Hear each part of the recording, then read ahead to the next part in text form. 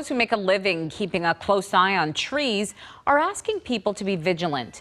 They say downed trees should be a reminder to people to keep a close eye on the trees on their own property and to take preventative measures if necessary. From Madison to Plaistow, people across the Granite State are cleaning up after stormy weather Monday downed trees across the area. And it's left some people asking, is there any way to tell which tree is more likely to fall during a storm?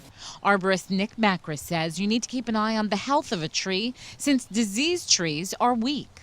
They have to examine the whole tree from the roots to the top. Bugs tend to eat trees from the top down, so you'll see a lot of dead wood at the top of a tree. You may have an insect problem. Diseases tend to come from the ground up, so if your leaves are discolored or are falling, turning yellowing early, dropping off, you may have a disease issue. Macris says a tree's natural environment is also a factor. Have you just built something next to this tree where you're running over the root system and you're causing it not to be able to pull up any water or nutrients?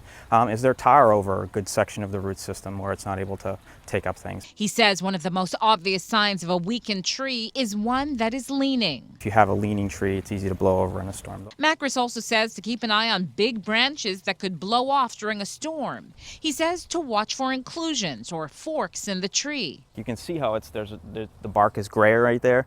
You can tell that in that spot that there's a lot of bark internally. Bark's weaker than wood, so as soon as you get a good wind that can separate those forks, and that's what comes down. The solution? He says get a professional opinion on a tree that causes concern. If you're seeing a lot of dead wood in the tree, it's not leafing out, it's leaning really bad, some of the roots are coming up, call an arborist.